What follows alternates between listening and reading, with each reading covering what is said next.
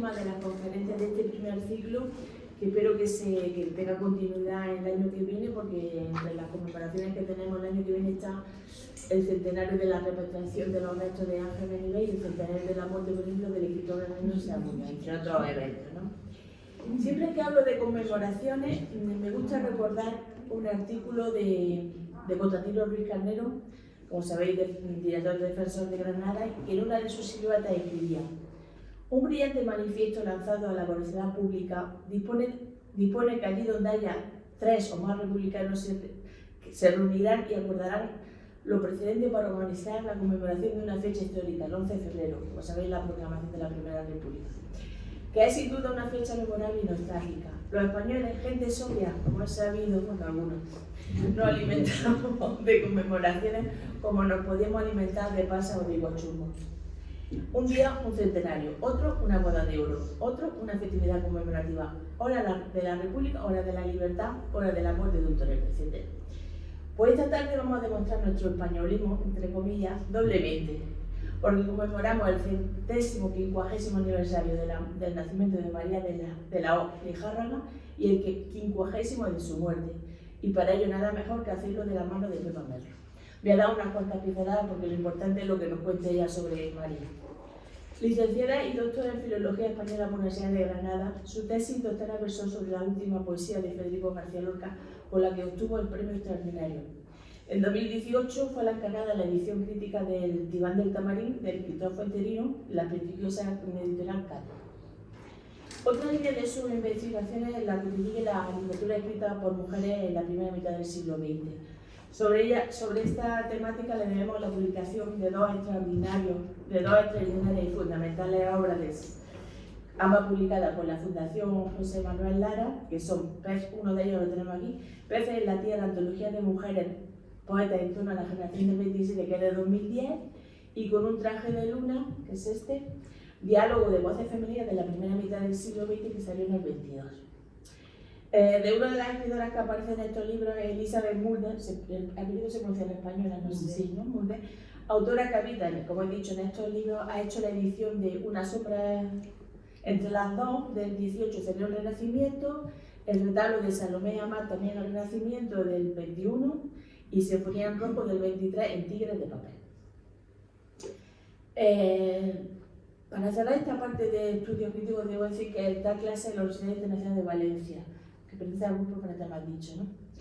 Pero bueno, dejando ya, como he dicho, la labor crítica también, que está recogida en revistas, que no voy a citar porque los artículos y presentada en muchos congresos, no podemos olvidar su labor creativa, y así nos ha regalado libros como Todos los cuantos del cuento, publicado en la Diputación de Cádiz en 2007, y El haza de la viuda, el Renacimiento, en el 2009, con dos arropas por dos figuras extraordinarias, como el prólogo de Almudena y de Almudena Grande y la portada de Juan Vila. Sus relatos también han sido recogidos en diferentes antologías y en numerosas revistas. La última obra que he leído de Pepa ha sido la biografía, podemos una biografía novelada, del gran Rafael Guillén, por el título Rafael Guillén, del conocimiento al asombro, edición que está incluida en la colección Clásicos Singulares del Centro Andaluz de las Letras, del 2022. Asimismo, quiero destacar su implicación en diferentes espectáculos donde se aunan la poesía y la música. Desde el 2011, junto a los músicos, ya los nombres que no me los sé, Rafa Mora, Moncho Otero, Juan Antonio Loro y Manu Clavijo, presenta Donde me pidan leer versos de otro tiempo, sobre las poetas de la primera década del siglo XX. Sobre Gloria Fuertes tiene el espectáculo que puso ya en pie, Escribo como escribo, Deshaciendo lo injusto. Y en 2022 pudimos disfrutar del estreno del espectáculo flamenco Granada Femenino Singular, donde intervenían cante Juan Pinilla, David Caro a la guitarra y Verónica Furedi al violín. Bueno, también tiene algo también de Navidad los espectáculos, ¿no? A través de sus artículos de la prensa diaria también podemos disfrutar de su cultura con una visión muy crítica de nuestra sociedad que podemos leer en el Independiente de Granada y en fuentes informadoras, ¿no? Informadas de México. Su última gran apuesta está relacionada con la edición que junto a Almudena Rubio, Concepción González María y Conchi Molina, ya que fundó la editorial Enver Editora, donde a partir del 2020 nos regalaba títulos ya imprescindibles. para los voluntarios creo que nos contestó sobre María, te dejo la palabra. Muchas gracias, María.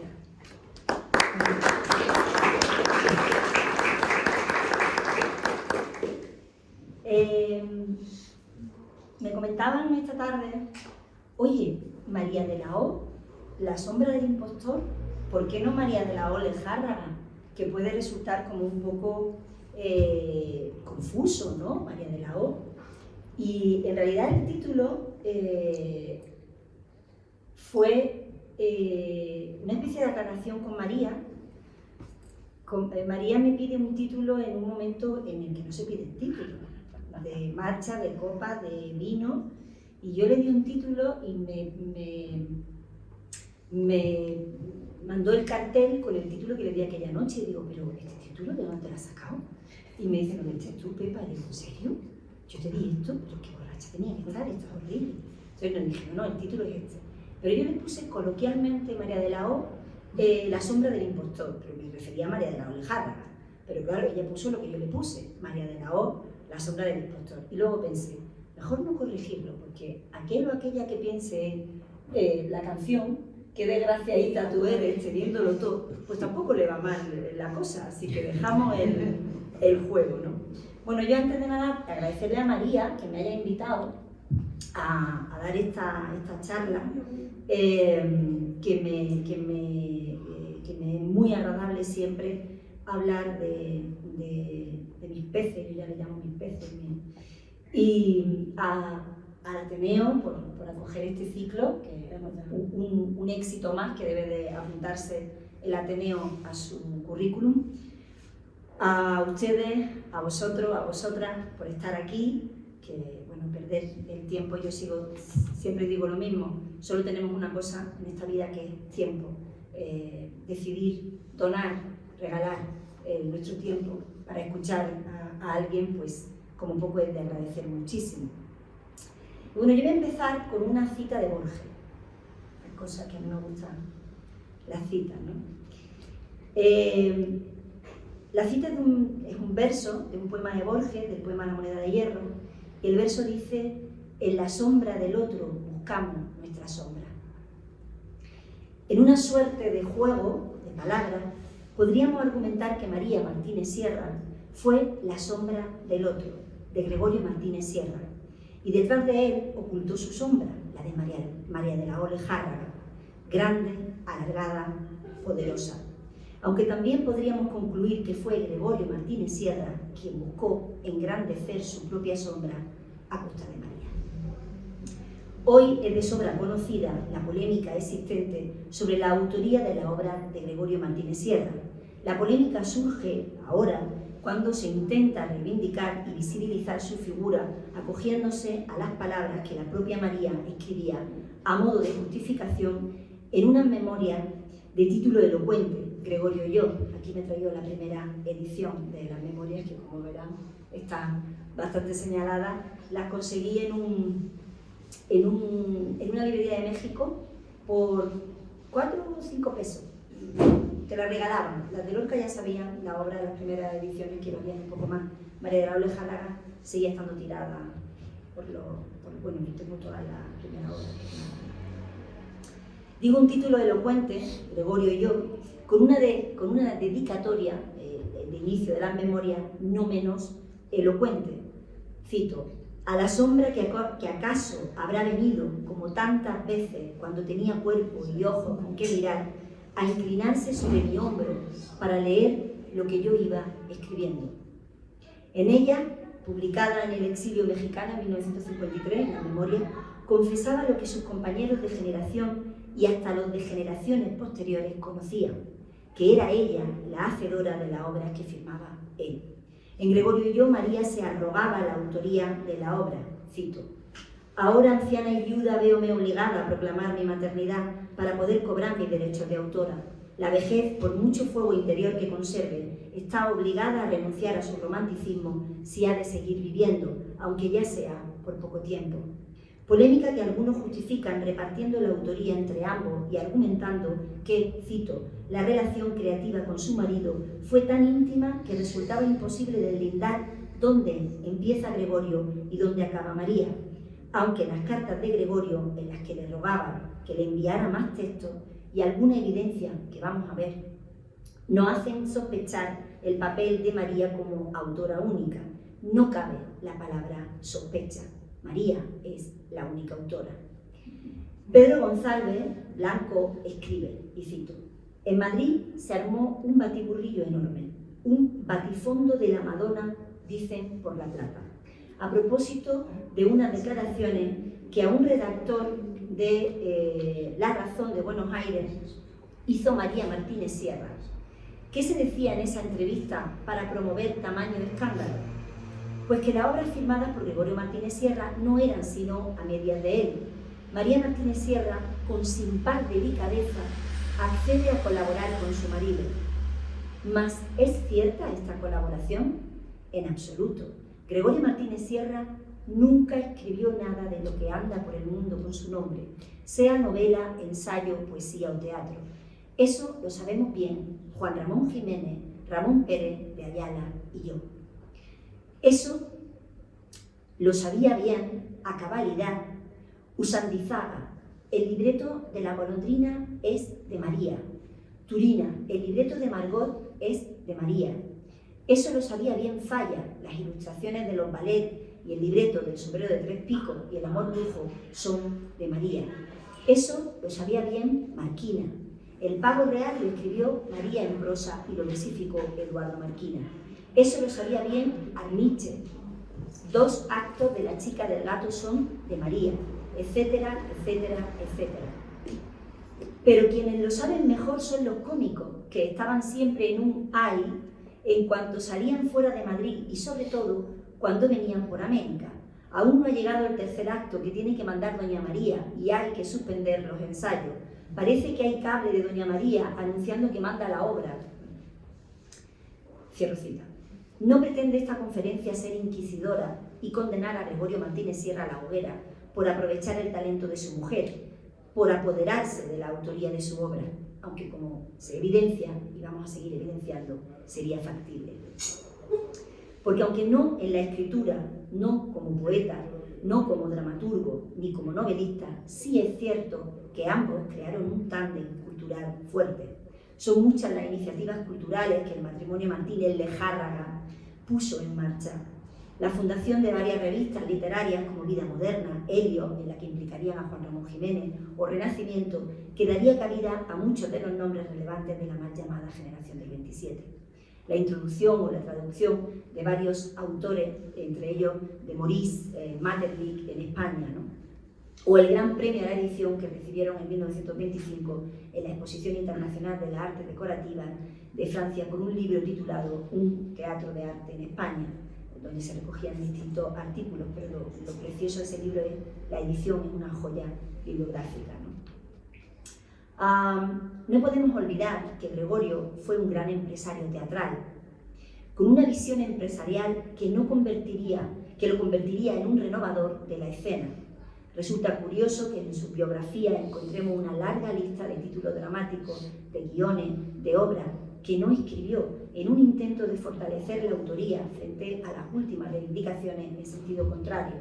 Y sin embargo, no se mencione o se mencione de pasada la importancia real que tuvo Gregorio en el montaje, por ejemplo, de la obra de Federico García Lorca. Es él quien puso a Federico en la escena, ¿no?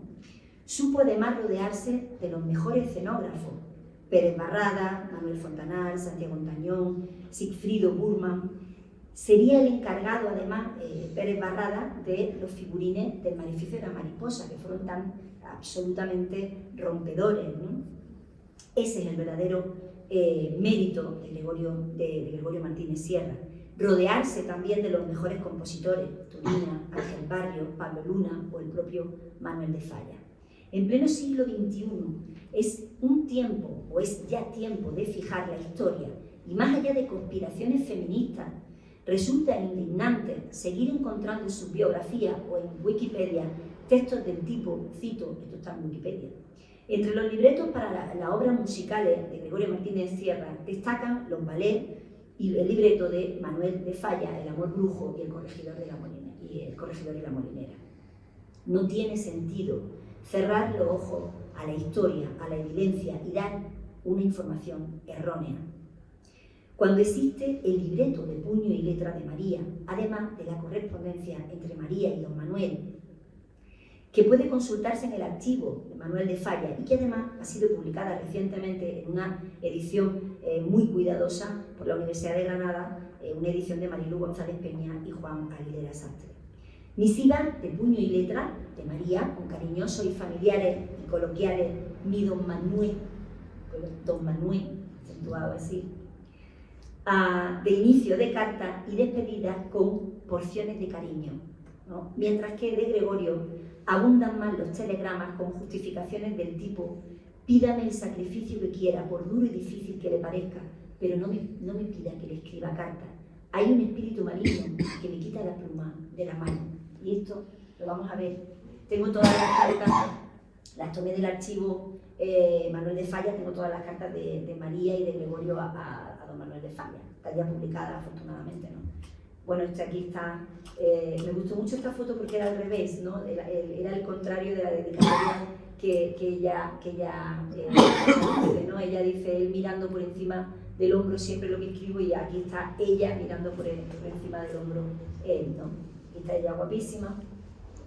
Bueno, estas son su obra, que ahora volveremos a ella. Aquí. Bueno, este es el libreto del amor brujo. Aquí hay una carta, no sé si se ve bien, si se ve. Sí. Don Manuel, ¿ves como le escribía? El Don Manuel, ¿no? Esta la he subrayado en rojo, no la carta, no se preocupen, lo que subraya ha sido el PowerPoint, la carta no está subrayada en rojo. Si se dan cuenta, abajo en la dedicatoria pone: dígame algo. A ver, ¿se ve la flecha? ¿Se ve la flecha? Dígame algo del amor brujo, ¿no? Es cuando le ha mandado el libreto y está a la espera de que Falla le conteste, ¿no? Sobre, bueno, qué le ha parecido. No hay ninguna carta de Gregorio Martínez Sierra que diga dígame algo del amor brujo, pero bueno. Y luego, esto lo he subrayado, no tiene nada que ver, pero me pareció como cotilleo bastante interesante. Dice: tengo que hablarle a usted, a ver si veo que no ve nada, confidencias estupendas sobre quien usted sabe, pero eso serán de palabra.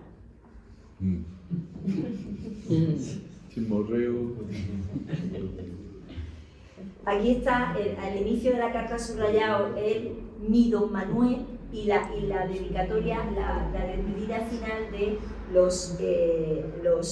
las porciones de cariño, que me encanta, le decía porciones de cariño, ¿no? Este es el telegrama de Gregorio que les he leído, y he subido también la parte trasera del telegrama, que no sé si se ve, pero pone Manuel de Falla. Sí, es verdad. Manuel de Falla arriba, boca abajo. Pozanco 24, que era la dirección de don Manuel en Madrid, ¿no? Eso a don Manuel no le hubiera gustado, ¿no? Vamos, no lo tiró, también es raro, lo podía haberlo tirado, ¿no? Que esas cosas quedan, los papeles quedan. Bueno, aquí tenemos, lo que sí tenemos es el amor brujo, el cartel desde el amor brujo con Manuel de Falla y Gregorio Martínez Sierra, ¿no? Yo me he traído algunas de las obras, la canción de cuna, que es una de las más famosas. Tengo casi todas las primeras ediciones de ella, aunque duele mucho ver el G. Martínez Sierra, ¿no? El Gregorio Martínez Sierra. Cambiar lo establecido resulta arduo trabajo.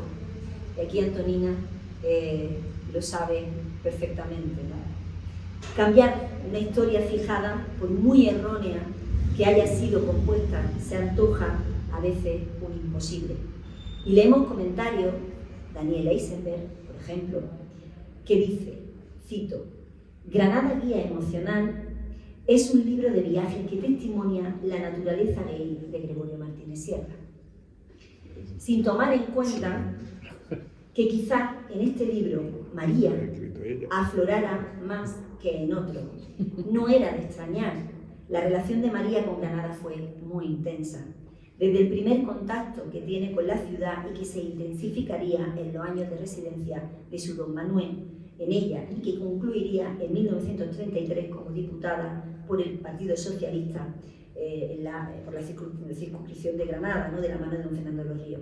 María venía, por cierto, que no me he traído, que quería haberme traído, cuando ella se presenta, digamos, ella había estado en Granada y tal, pero se presenta como diputada del PSOE, cena una noche, la lleva don Fernando de los Ríos una noche a la huerta a cenar, y hay una descripción maravillosa del comedor, de la ventana, de los ruidos de la noche en la vela, de los grillos, es una cosa, esa paz que describen, esa descripción de la huerta, ¿no? De la familia, de la acogida, ¿no? María venía de una educación en la Institución Libre de Enseñanza. Hay que subrayar que en 1891 había terminado sus estudios de comercio y era profesora de inglés en la Escuela de Comercio, lo que hace que nos decantemos también hacia ella en las traducciones que se adjudican a Gregorio. Bueno, y después, los últimos años de su vida los pasó traduciendo, ¿no? Para Aguilar o para Grijalvo, ¿no? Gregorio, según sus propias declaraciones, tuvo una formación de clases particulares y casi autodidacta, ¿no? Abandonó la Universidad Central pues casi antes de poner un pie en ella.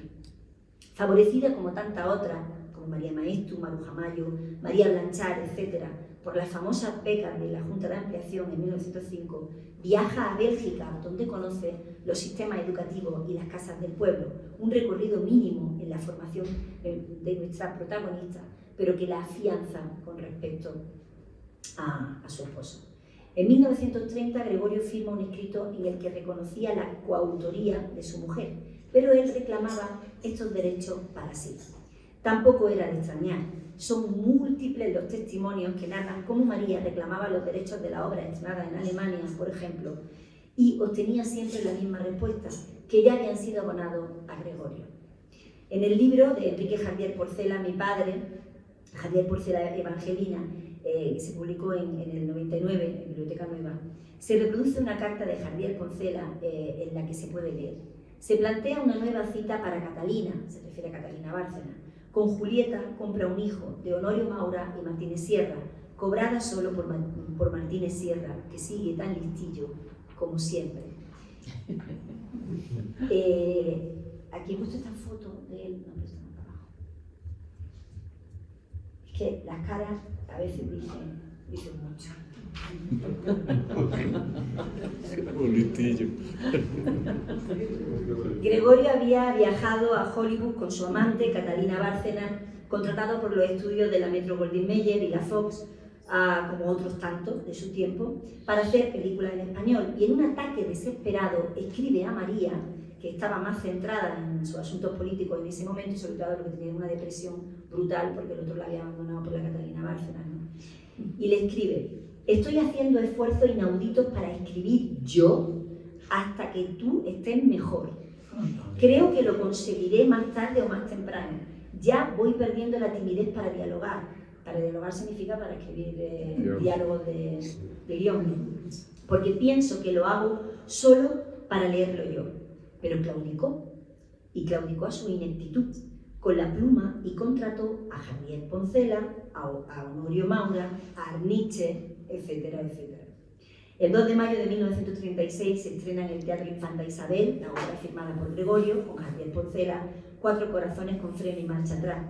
Sobre este espectáculo escribe el crítico Antonio de Obregón lo siguiente: desde el primer momento se vio claro lo que al caer el telón del tercer acto nadie dudó, que la comedia o humorada estrenada anoche es original tan solo de Javier Porcela. En 1897, María y Gregorio se conocieron y se estableció el pacto. No se trataba del berrinche de una jovencita ante el menosprecio de su familia. El poema del trabajo y cuentos breves, cito de su memoria, de Gregorio y yo, logramos editarlo en secreto, juntando nuestros escasos ahorros. Firmamos yo por ser maestra de escuela, ¿vale? Por ser maestra de escuela. Los cuentos, destinados a los niños. Él, el poema. Llevámoslo el mismo día a nuestras respectivas casas.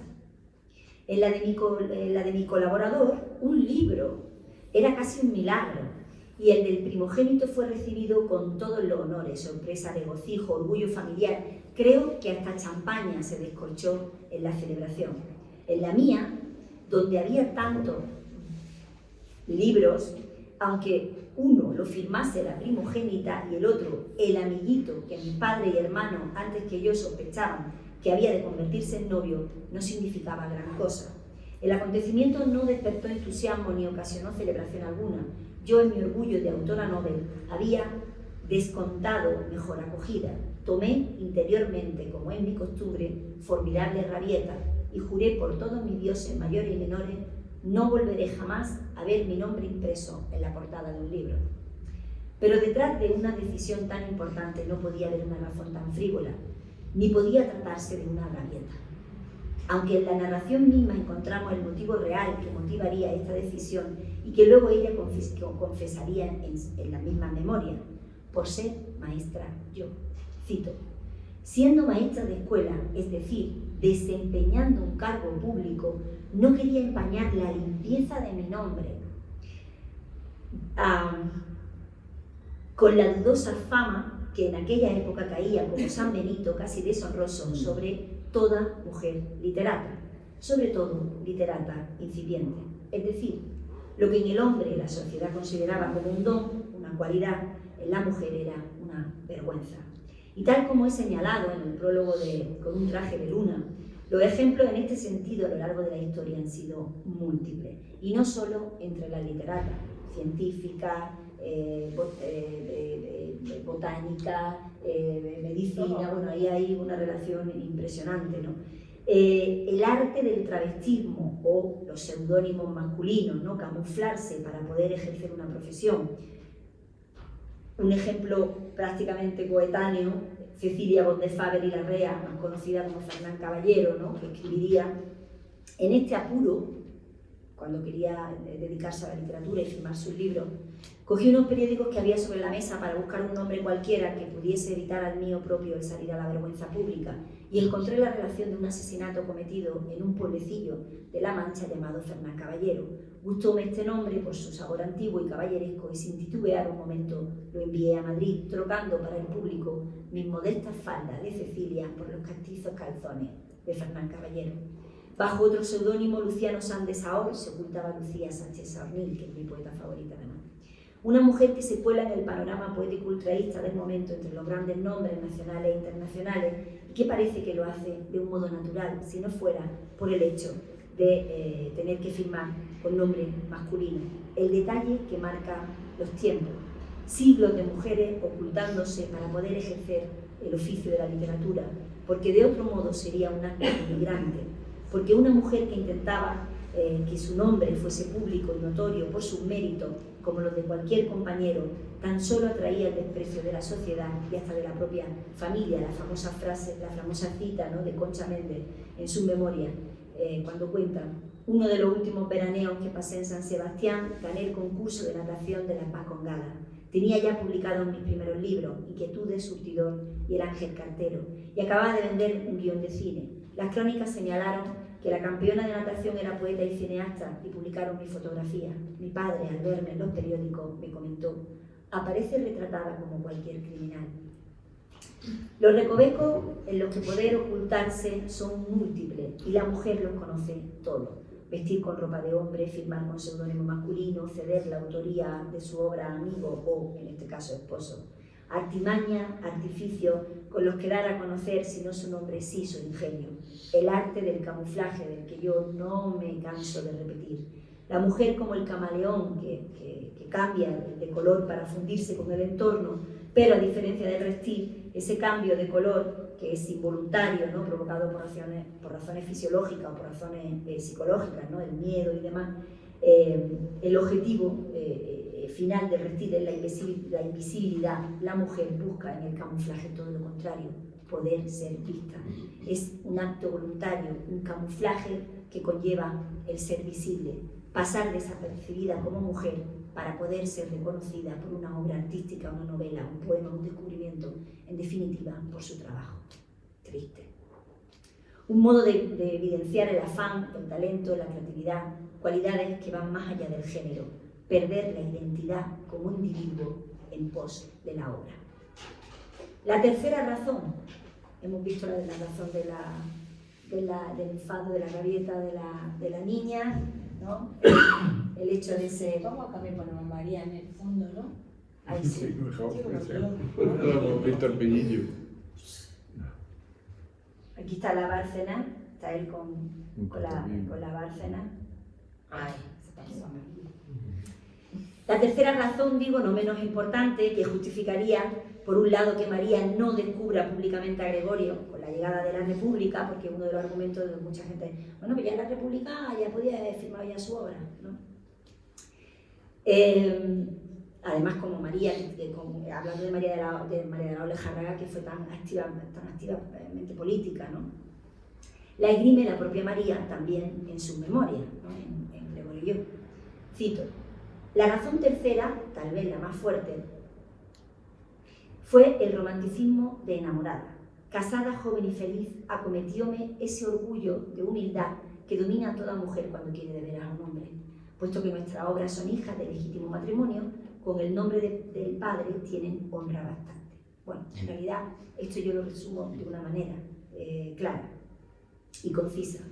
Descubrir públicamente lo que todos sabían de manera privada era evidenciar la mentira que había colocado a Gregorio Martínez Sierra en una situación de privilegio en la sociedad, que le había dado un nombre.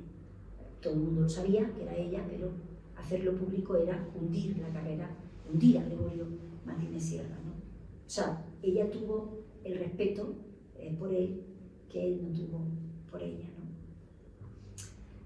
A pesar de la infidelidad de él, que por lo menos, ella siempre le fue fiel. No hablo de la infidelidad porque si fuese con Catalina Bárcena, sino que hablo de la infidelidad como persona, ¿no? hacia ella. El hecho de que le pidiera obras para la Bárcena. En fin. A pesar, digo, de esa fidelidad, digamos, para no herir posibles sensibilidades, de esa fidelidad de ella, con esa fidelidad de ella hacia él, escribe Patricia O'Connor en un artículo llamado María Martínez Sierra y sus paraísos perdidos, cito: cuando a sus 99 años María concede una entrevista, el periodista la describe así: era pequeñita, suave, de irradiante simpatía, se esforzaba por ocultar una íntima tristeza que a su pesar se transparentaba en su silencio meditativo, en la entrega total a su trabajo. En su conversación con ella, el periodista le pide que señale lo que considera su mayor virtud, demostrando una extraordinaria lucidez e identificando lo que la había sustentado a lo largo de tantas decepciones. María responde: mi ansia de trabajar, de escribir, sin tregua ni sosiego, y mostrando su fidelidad al paraíso perdido del amor, añade: pero con la sombra de él, de Gregorio, a mi vera. No es de extrañar que choque esta actitud sumisa hacia el marido, aun incluso después de abandonarla, hasta el punto de entrar en una fuerte depresión. Escriben Gregorio y yo, en la memoria, que en una playa de Barcelona estuvo hipnotizada por el ruido manso de la ola y pensó: ¿para qué? ¿Para qué? No hay para qué. Se acercaba poco a poco al agua y al mojarse los pies cayó cerca de ella una piedra lanzada por un señor que, observándola, temió que se fuese a suicidar. María comentó: pues creo que no he tenido intención consciente de suicidarme, pero si ese buen hombre no tira la piedra, de seguro me ahogo. Tenía buen humor. María siguió estando para él, aun cuando él no estaba para ella, y escribiéndole obras para que su amante fuera la protagonista a petición de Gregorio. Digo que no es extraño que choque esta actitud con su lucha acérrima por la igualdad de la mujer y su lucha activa.